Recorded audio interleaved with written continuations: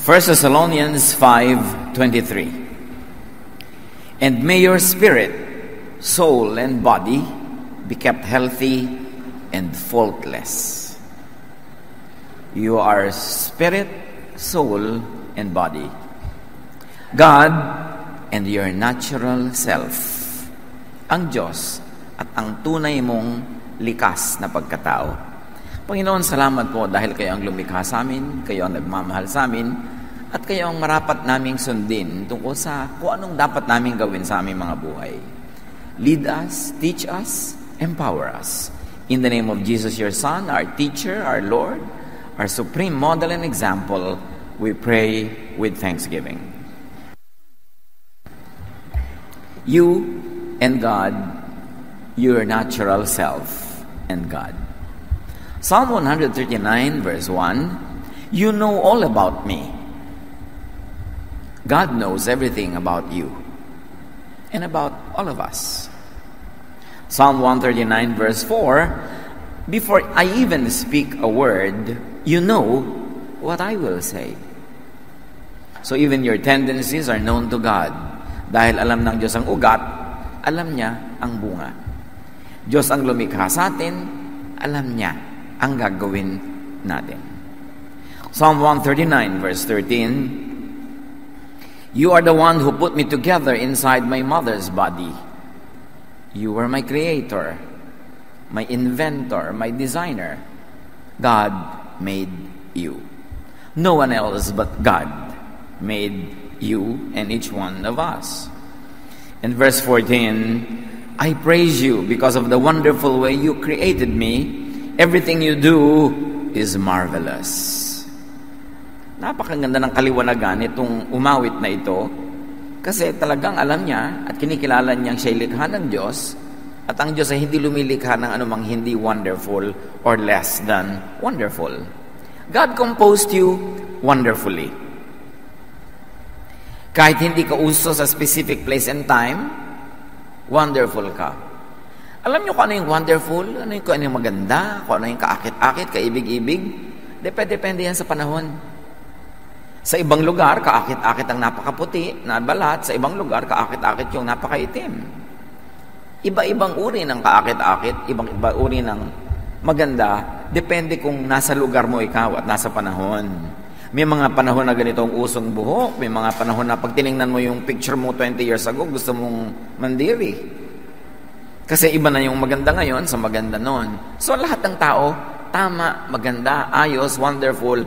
Kaya lang, nasa tamang oras at panahon ba siya? Depende sa nagpapauso. Kasi may nagpapauso kung ano maganda eh.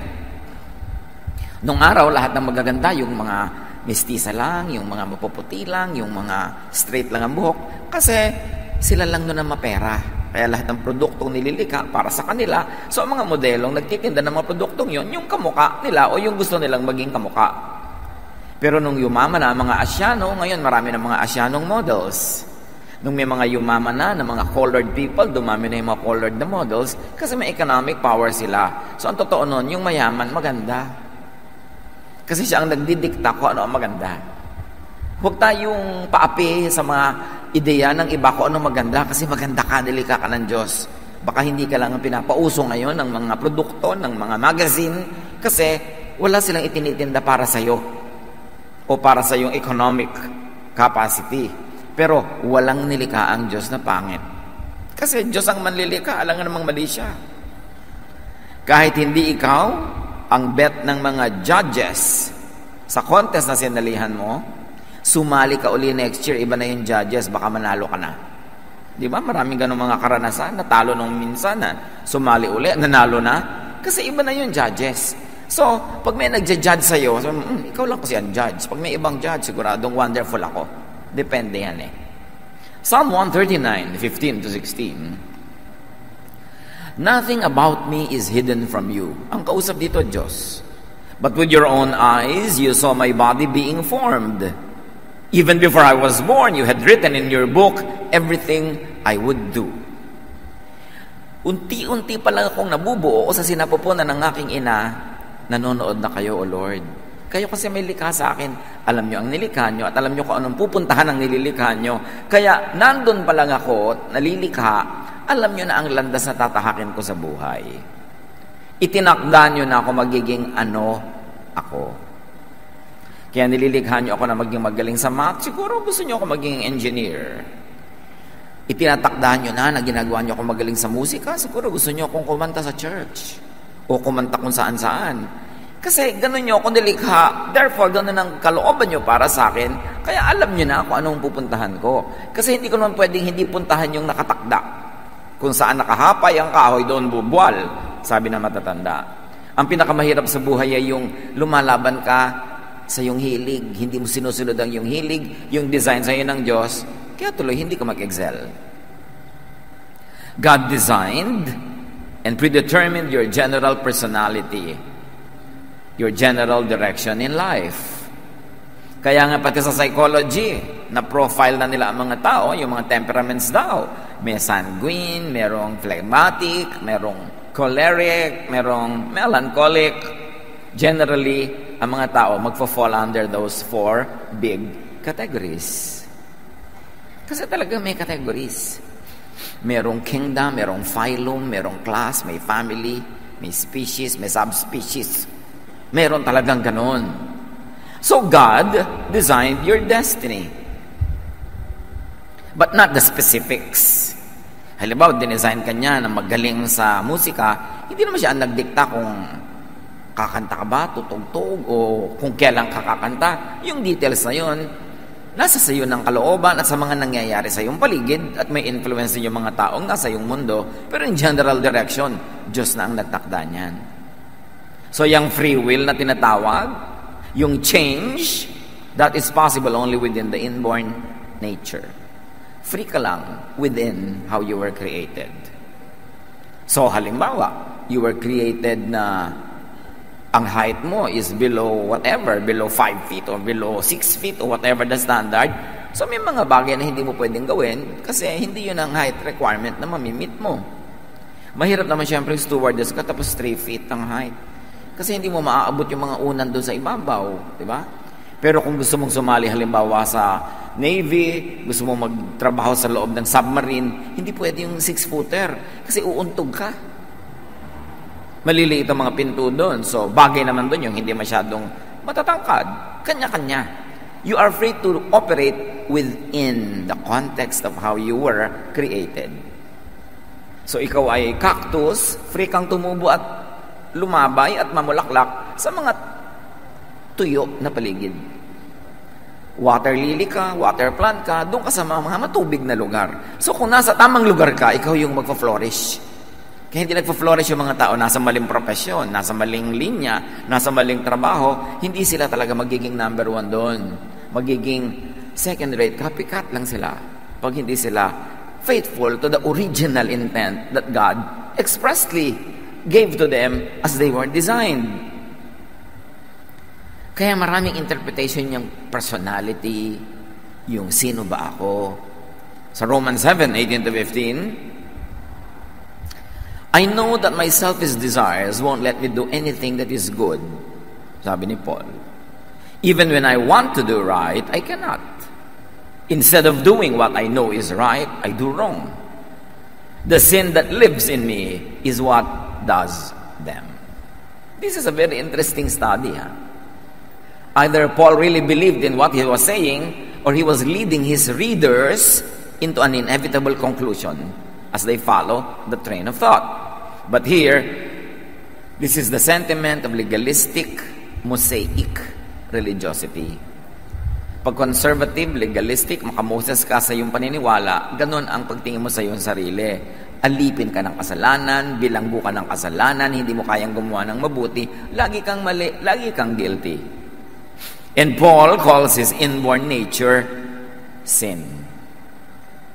Sinful nature, selfish desire, wrong, evil, at ang bunga nito sa kanya o sa mga tinuturuan niya, guilt.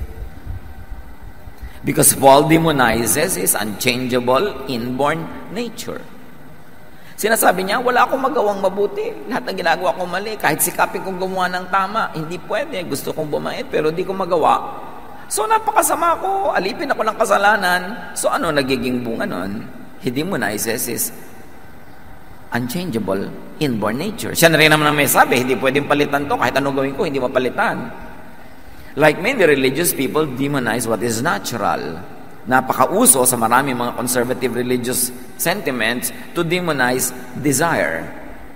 Samantala yung desire is inborn, innate in the physical body. Your desire for food sees to it that you get to eat. Your desire even for sexual activity sees to it that there is procreation among the human race. Kasi mahirap yata yung sexual activity na kung hindi yan desirable, nobody will do it kasi nakakapagod.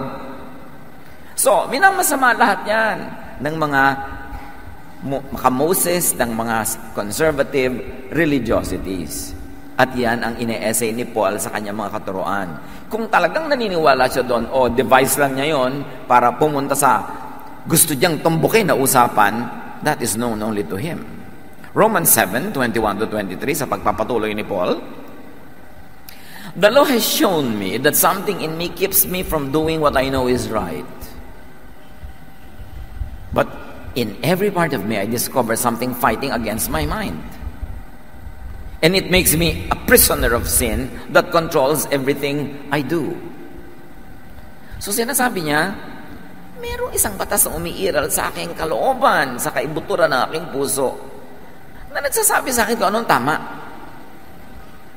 Pero bawat bahagi ng aking katawan, kinakalaban yung tama na iniisip ko, kasi ang gusto ng katawan kong gawin, yung mali. So anong bunga niyan? Nagiging bilanggo ako ng kasalanan. Paul was talking about the contradiction between what he knew was right and what his body naturally does. Sabi niya, malinaw sa aking isip, na actually lang ibig sabihin ni Paul ito, malinaw sa aking paniniwala, malinaw sa aking kinagisnang katuruan, malinaw sa nakasaksak sa utak ko na standard of what is right and wrong, malinaw doon kung anong tama. Pero pag tinignan ko ang bawat bahagi ng aking katawan at ginagawa ko araw-araw, yung mali ang ginagawa ko. So may giyera, yung iniisip ko at pinaniniwalaan kong tama at dapat sa katotohanan ng buhay ko na totoong nangyayari. Paul's natural self and mind and belief about what is right fight each other. So there was constantly a warfare because there is a warfare mindset. Alam niyo yung mga nalahian, nabahira, naturuan ng conservative religiosity influenced by the hatred of the Greeks to anything material or that belongs to the body because they only want the spiritual world. Anything like that, laging naka-warfare mindset.